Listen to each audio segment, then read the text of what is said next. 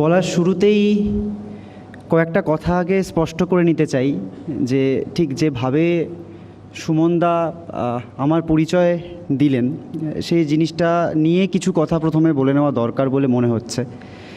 যে এই যেভাবে একটা দেখানোর চেষ্টা যে একটা প্রচণ্ড মেধাবী একজন বা খুব দরিদ্র ঘর থেকে উঠে আসা একজন কিছু মানুষ কয়েকটা মুখ আসলে এই আন্দোলনকে প্রতিবাদের স্বর হিসেবে সবার মাঝে ছড়িয়ে দিতে পেরেছে, আমার মনে হয় এই জায়গাটা একটাভাবে ভাঙা দরকার। আমাদের আন্দোলনের স্পিরিট এটা কিন্তু নয়।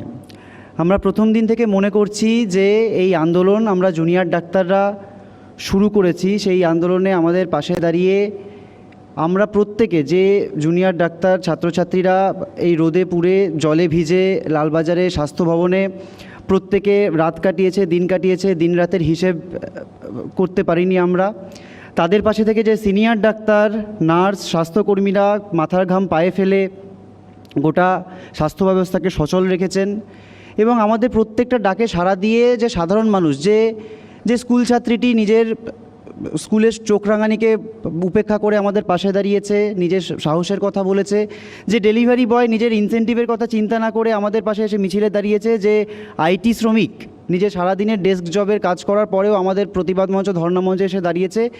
এই আন্দোলনের মুখ কিন্তু প্রত্যেকে, এই আন্দোলনের প্রতিবাদের ভাষা কিন্তু সবার।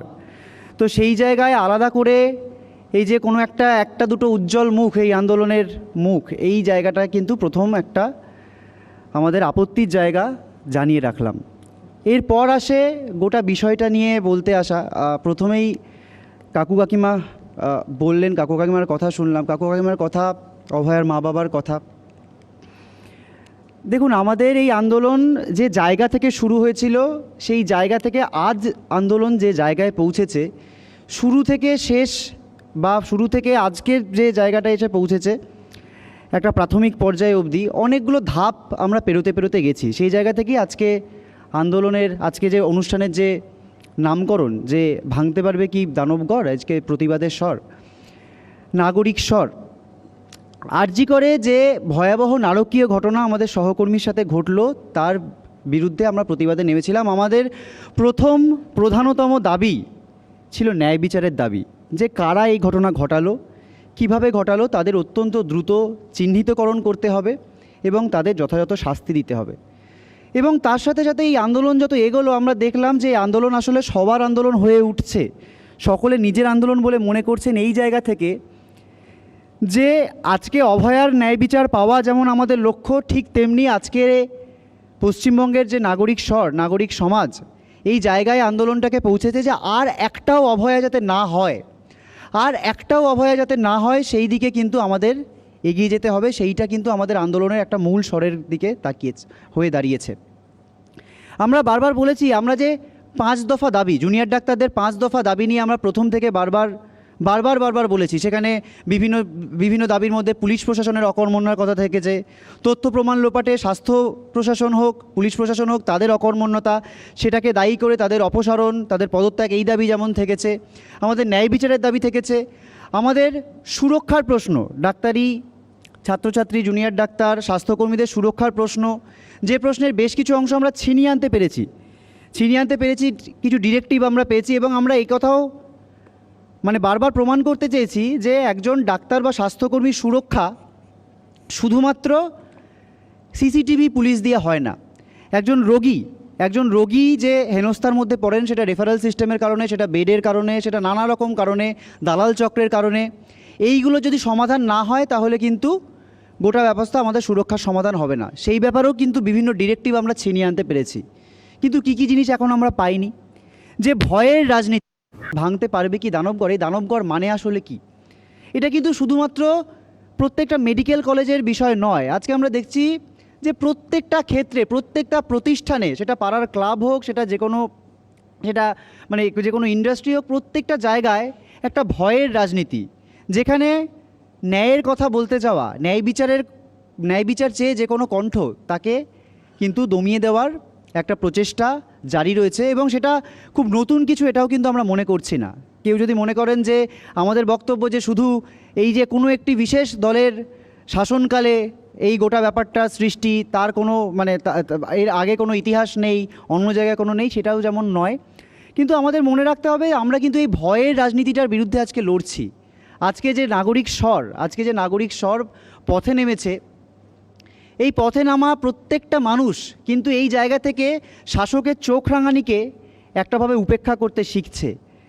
আজকে আমাদের পাশে এসে আমরা যখন এই ধর্ণা মঞ্চে বসে রয়েছি, আমরা স্বাস্থ্য ভবনের সামনে দীর্ঘ 11 দিন অবস্থান করেছি, আমরা লালবাজারের সামনে অবস্থান করেছি, আমরা নিজেদের কলেজগুলোর প্রোটেস্ট সাইট ধর্ণা মঞ্চে যে বসে থেকেছি, বসে থাকছি। আমরা একসময় পূর্ণ কর্মবিরতি চালাচ্ছিলাম, এখন কিছু আংশিক জিনিস আমরা দাবি ছিনিয়ে আসার পর এখন আংশিকভাবে কর্মবিরতি থেকেও ফিরেছি। প্রত্যেকটা সময় এই সাধারণ মানুষ, এই নাগরিক স্বর কিন্তু আমাদের পাশে এসে কয়েকটা কথা মনে করিয়ে দিয়েছে। আমার সহকর্মী আশফাক এসে একটা কথা বলেছিল, সেই কথাটা আবার আমি উল্লেখ করতে চাই, যে আন্দোলন কিন্তু শিখিয়েছে যে ভয় যেমন ছোঁয়াচে, সাহসও কিন্তু ঠিক তেমনি ছোঁয়াচে। এই গণ আন্দোলন, এই নাগরিক আন্দোলন সেই সাহসের কিন্তু একটা সঞ্চার ঘটিয়েছে। আমরা মনে করতে শিখেছি যে চিত্ত যেথা ভয়শূন্য উচ্চ যেথা শির, এটা আমাদের মন্ত্র। আমরা কিন্তু এই মন্ত্রকে কাজে লাগিয়ে আমাদের সহকর্মীর ন্যায় বিচারের দাবিতে এতদিন দাঁড়িয়েছিলাম এবং এর পরেও কিন্তু একইভাবে দাঁড়িয়ে থাকব। কয়েকটা জিনিস, একটা কনফিউশন জিনিস তৈরি হচ্ছে যে আমাদের আন্দোলন বুঝি যে জুনিয়র ডাক্তারদের যে আন্দোলন, সেই আন্দোলন একটাভাবে নাকি আমরা এই যে আংশিক কর্মবিরতি তুলে দিয়েছি তার ফলে নাকি স্তিমিত হয়ে গেছে, আমরা নাকি আর আন্দোলনে নেই, এরকম বিভিন্ন উদ্দেশ্য প্রণোদিতভাবেও এর প্রচার চলছে। আমরা দেখেছি সকাল থেকে বিভিন্ন রাজনৈতিক নেতা ব্যক্তিদের মধ্যে এরকম নানা কথা শুনেছি। এমনকি কিছু সাধারণ মানুষেরও মনে হচ্ছে যে না, এবার ঠিক কী হলো, আমরা যে এতদিন ধরে অবস্থান করছিলাম, নানা কিছু করছিলাম, কর্মবিরতিতে ছিলাম, তাহলে এবার কি আমরা আন্দোলনের রাস্তা থেকে সরে আসলাম? আমরা কিন্তু খুব স্পষ্ট কয়েকটা কথা বলতে চাই যে আজকে এতদিন ধরে আন্দোলনের ফলে, আন্দোলনের চাপে আমরা কিন্তু বেশ কিছু জিনিস ছিনিয়ে আনতে পেরেছি।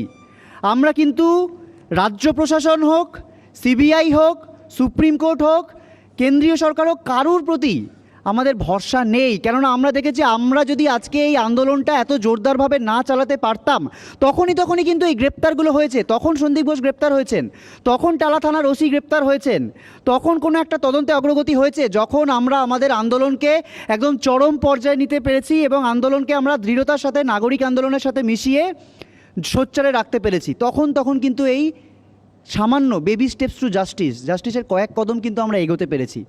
তাই এই আন্দোলনে কিন্তু আমরা একই রকমভাবে আছি, একই রকম তীব্রতায় আছি। আমরা বলেছিলাম যে আজকে যে বন্যা চলছে, সেই বন্যা দুর্গত মানুষদের পাশে আমাদের আন্দোলনের এটাও একটা ফর্ম। অনেকে বলছে এটা আবার আন্দোলনের কি ফর্ম, বন্যা দুর্গতদের সাহায্য করা? আমরা বলতে চাই এটা কিন্তু একটা ফর্ম। আমরা মনে করাতে চাই যে আমরা জুনিয়র ডাক্তাররা যে আন্দোলনের মধ্যে ছিলাম, তার পাশে এত মানুষ যে নিজেদের সম্পৃক্ত করেছিলেন এবং তাদের আন্দোলন বলে মনে করেছিলেন, এবং যথার্থই এটা সবার আন্দোলন, আমরা মনে করি না এটা শুধু জুনিয়র ডাক্তারদের আন্দোলন। সেই গোটা ব্যাপারটার ন্যায্যতা দিতে কিন্তু আমরা প্রত্যেকটি বন্যা দুর্গত এলাকায়, আপনারা মিডিয়ায় খবর পাচ্ছেন, আমাদের পেজ থেকে আমরা আপডেট দিচ্ছি, প্রত্যেকটা জায়গায় কিন্তু আমরা নিজেদের অভয়া ক্লিনিক নিয়ে, ত্রাণ নিয়ে পৌঁছে যাচ্ছি। পৌঁছে গিয়ে আমরা সাধারণ মানুষের পাশে থাকে, এটা ঠিক পাশে থাকা নয়, যে সাপোর্ট, যে সহযোগিতা এবং আমাদেরকে নিজেদের মনে করে নেওয়ার যে ভাষ্য তারা দেখিয়েছেন, সেই ভাষ্যেরই একটা অঙ্গ হিসেবে আমরা কিন্তু পৌঁছে যাচ্ছি এবং আন্দোলনে এটাও একটা ফর্ম। এবং আমরা এটাও মনে করিয়ে দিতে চাই যে আজকে 27 তারিখ আমাদের কথা ছিল, আমরা শেষ যে অবস্থান প্রেস রিলিজ থেকে বললাম যে অবস্থান আমরা আপাতত উঠিয়ে নিচ্ছি, কেননা বেশ কিছু জিনিস আমরা ছিনিয়ে আনতে পেরেছি। আমরা পুলিশ কমিশনার বিনীত গোয়েল নগরপাল, তাকে তার পদ থেকে টেনে নামাতে পেরেছি। আমরা ডিএমই ডিএইচএসকে তাদের পদ থেকে অপসারিত করতে পেরেছি। আমরা সুরক্ষা বিষয়ে বিভিন্ন ডিরেক্টিভ পেয়েছি, কিন্তু তার মৌখিক আশ্বাস, তার লিখিত আশ্বাস আমরা পেয়েছি, কিন্তু সেটা কতদিনে কার্যকর হবে সেই নিয়ে কিন্তু কলেজে কলেজে আমরা লড়ছি। ওয়েস্ট বেঙ্গল জুনিয়র্স ডক্টরস ফ্রন্টের পক্ষ থেকে প্রত্যেকটা কলেজে যে আরডিএগুলো তৈরি হচ্ছে, যে আরডিএগুলোর মান্যতা আমরা চাইছি, তারা কিন্তু প্রত্যেকটা কলেজে এই সিকিউরিটি বিষয়ে আমরা লড়াই চালাচ্ছি। কিন্তু এই যে থ্রেট কালচার, এই যে ভয়ের রাজনীতি, এই যে প্রত্যেকটা পর্যায়ে ভয়, যার শিকার আমরা মনে করি, আমরা স্পষ্টতই মনে করি আমাদের সহকর্মী, আমাদের যে অভয়া, সে কিন্তু কোথাও এই ভয়ের রাজনীতির শিকার। যে দুষ্টচক্র, যে কারা তথ্য প্রমাণ লোপাট করতে চেয়েছিল, কেন একটা এরকম নৃশংস ঘটনার তথ্য প্রমাণ লোপাট করতে চাইবে কেউ? তারাই চাইবে যারা এই ভয়ের রাজনীতিকে প্রমোট করতে চায়, তারাই চাইবে। এবং আমরা এতদিনে এই আন্দোলন থেকে স্পষ্ট যে পুলিশ প্রশাসনের একাংশ, স্বাস্থ্য প্রশাসনের একাংশ, আমলাদের একাংশ তার মধ্যে কিন্তু একদম ডিরেক্টলি ওতপ্রোতভাবে জড়িত। এই গোটা ব্যাপারটাকে কিন্তু আমরা নগ্ন করতে পেরেছি, এক্সপোজ করতে পেরেছি। আমাদের আন্দোলনের এটা কিন্তু একটা জোরের জায়গা। তো সেই জায়গা থেকে আমাদের বলাই যে দানবঘর ভাঙতে পারবো কি পারবো না, প্রতিবাদের যে স্বর, বাংলার যে নাগরিক স্বর তা কিন্তু দিগন্ত উন্মোচী। এর আগেও আমরা বহু উদাহরণ পেয়েছি যে বাংলার যে নাগরিক স্বর তা কিন্তু এই ভয়ের রাজনীতির বিরুদ্ধে চোখ রাঙানিকে উপেক্ষা করে নামছে, কোনো দলীয় রাজনৈতিক পতাকার আন্ডারে নয়। এটা কিন্তু আমরা দেখতে পাচ্ছি, আমাদের এই আন্দোলন দেখাচ্ছে যে নিজের কথা আমরা নিজে বলবো, তার জন্য কোনো দলীয় পতাকার আন্ডারে আমাকে আসতে হবে না। এটাই আমাদের রাজনীতি।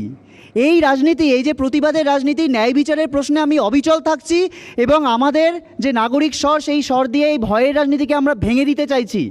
আমরা চাইছি এই যে দানবঘর মানে কি, এর শিকার আমাদের অভয়া, এর শিকার অতীতে কিন্তু থেকেছে কখনো অনিতা ধাওয়ান, কখনো আমরা দেখেছি উন্নাও হাথরসের ঘটনা, কখনো আমরা আমাদের রেসলার, আমাদের সাক্ষী মালিক বিনেশ ফোগট, তাদের ঘটনা আমরা দেখেছি। তো এই প্রত্যেকটি জায়গা কিন্তু এক সুতোয় বাঁধা। আজকে প্রীতিলতার শহীদ দিবস, একটা কথা উঠে আসছিল যে এই নাগরিক স্বর কিন্তু আমাদের শিখিয়েছে যে অভয়ার ন্যায় বিচারের দাবিতে আমরা নেমেছি। সেই অভয়ার ন্যায় বিচারের দাবিতে এই স্লোগান দিয়ে আমরা কিন্তু নেমেছি যে প্রীতিলতার এই মাটিতে ধর্ষকদের ঠাঁই নেই, প্রীতিলতার এই মাটিতে ধর্ষকদের ঠাঁই নেই, ধর্ষকামীদের ঠাঁই নেই, ধর্ষণ মানসিকতার ঠাঁই নেই। এই গোটাটাকে আমরা উপড়ে ফেলতে চাই। তাই আমাদের আন্দোলন কিন্তু, আমরা যতদিন না এই ন্যায় বিচার পাচ্ছি, আমাদের অভয়ার, আমাদের সহকর্মী ন্যায় বিচার পাচ্ছি, আমাদের আন্দোলন কিন্তু আরও তীব্রতর হবে। যারা ভাবছেন যে আমাদের আন্দোলন স্তিমিত হয়ে গেছে, তারা ভুল ভাবছেন, তারা একদম ভুল ভাবছেন। আগামী 27 তারিখ যেদিন সুপ্রিম কোর্টের হিয়ারিং হওয়ার কথা ছিল, ঠিক সেই দিনই আমরা কিন্তু আবার এই যে আমাদের আন্দোলন এরপর কোন পথে চলবে সে নিয়ে মানুষের মতামত জানার জন্য, আমাদের মতামত জানানোর জন্য নাগরিক কনভেনশনের আয়োজন করছি। সেখানে প্রত্যেকটা মতামত আমরা নেব এবং তারপর থেকে 30 তারিখ, 1 তারিখ, 2 তারিখ, এই প্রত্যেকটা দিন আমাদের আন্দোলনকে কি করে আমরা তীব্রতর করতে পারি সেই রূপরেখা কিন্তু আমরা জানাবো। ফলত কেউ যদি মনে করে থাকেন যে আমাদের আন্দোলন আসলে স্তিমিত হচ্ছে, তাদের মনে করে দিতে চাইবো তারা ভুল ভাবছেন। আমরা আন্দোলনে আছি। এবার বলতে পারেন যে সামনে তো পুজো, মানুষ কি উৎসবে ফিরবে না? আমরা কি আটকাচ্ছি মানুষকে উৎসবে ফিরতে? দেখুন, আমাদের যা মনের অবস্থা, আমরা হয়তো খুশি মনে কোনো একটা উৎসব পালন করবো, এটা হবে না, কিন্তু আমরা কাউকে আটকাতেও চাই না। যারা মনে করছেন উৎসবে আসবেন, আমরা উৎসবেও আছি, তারা থাকলে আমরা তাদের আটকাতেও পারি না। কিন্তু আন্দোলন, আমাদের যে দ্রোহ, সেটাও কিন্তু আমাদের কাছে উৎসব, আমরা কিন্তু তাতেও আছি। ফলত এই প্রত্যেকটা জিনিসের বিচার না হওয়া অবধি এবং আর একটাও অভয়া যাতে না হয়, এটা সুনিশ্চিত না করে আমাদের আন্দোলন কিন্তু থামবে না। এইটুকু প্রতিশ্রুতি আমরা দিতে পারি। জুনিয়র ডাক্তার যারা আমরা রয়েছি, তারা প্রত্যেকে, আমরা জানি আমাদের পাশে প্রত্যেকে রয়েছেন, সিনিয়র ডাক্তাররা রয়েছেন, স্বাস্থ্যকর্মীরা রয়েছেন, বাংলার প্রত্যেকটা মানুষ রয়েছেন, ভারতের প্রত্যেক মাসে রয়েছেন এবং বিশ্ববাসী রয়েছেন। আমরা এই জোরকে নিয়েই কিন্তু এই দানবগড়কে ভাঙার উদ্দেশ্যে আমরা কিন্তু এগিয়ে যাব। এটুকুই।